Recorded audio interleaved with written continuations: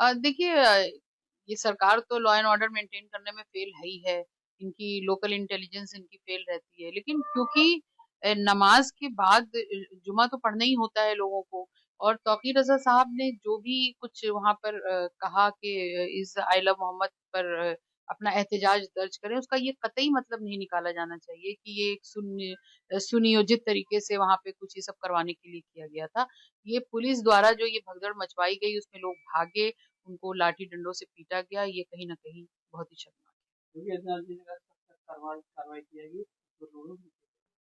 है। बिल्कुल कार्रवाई करनी चाहिए। और खाली इसी मुद्दे पर नहीं, इससे पहले भी जो मुद्दे आए हैं, जो भारतीय जनता पार्टी के नेताओं ने बहुत सारे भड़काऊ भाषण दिए हैं, तमाम तरह के ऐसे कृत्य इनके सामने आते रहते हैं, उन सबको भी संज्ञान में लेकर के उनको अपना मुख्यमंत्रित्व पद का ख्याल करके और कार्रवाई जो है वो एक न्यूट्रल तरीके से करनी चाहिए। आई लव मोहम्मद के बाद यूपी में poster I love UP I love कितना मैं स्वागत करती हूँ। अगर किसी को किसी से लव है, वो आई लव लिख रहा है, तो इस पर मुझे नहीं लगता कि किसी को ऑब्जेक्शन होना चाहिए। मुझे तो बिल्कुल भी ऑब्जेक्शन नहीं है। कोई आई लव मोहम्मद लिखे, कोई आई लव महाकाल लिखे, कोई I love CM Yogi Adityanath लिखे, कोई आई लव यूपी पुलिस लिखे। जिसका जिससे दिल भरता हो, जिसका जिससे श्रद्धा हो, मान सम्मान हो, उसके लिए लिख सकता है। इसमें कोई, मुझे नहीं लगता कि कोई ऑब्जेक्शन हो मैं सकता आपको बरेली जा रहा उसके बाद वीडियो आपने देखिए, वो वीडियो उस वक्त का है जब मुझे ये पता चला कि बरेली में इस तरीके से वहां पर जुल्म हो रहा है। वहां से लोगों के लोकल फोन आ रहे थे मुस्तकिल, जबकि मैं जा तो किसी और मसले में रही थी।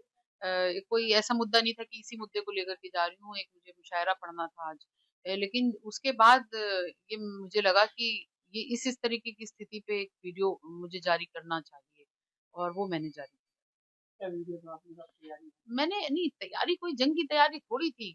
और जहां पर मोहम्मद साहब के नाम की बात आएगी, तो वहां पर सबसे पहली चीज होगी शांति और इंसानियत। ये समझ लेना चाहिए लोगों को। कहीं भी किसी भी किस्म से वहां पर कोई भी ऐसी तैयारी नहीं हो सकती जिससे किसी इंसानियत को या इंसान को नुकसान पहुंच सके। तो ये कहा गया था कि बरेली में अगर लोग इकट्ठा होकर आई लव मोहम्मद लिखते हैं और उन पर इतनी बुरी तरीके से पुलिस लाठीचार्ज करती है, तो लखनऊ में भी एक बड़ा जो है जन सैलाब अगर निकल पड़ेगा आई लव मोहम्मद लेकर के, तो क्या यूपी पुलिस हम पर गोलियां चलाएगी? अगर वो गोलियां चलाएगी तो हम हंस करके, सर नीचे करके उनकी गोलियां भी खाने को तैयार हैं। लेकिन हमारे अधिकारों का हनन हम नहीं करने देंगे, उत्तर प्रदेश सरकार को भी और उत्तर प्रदेश पुलिस को भी।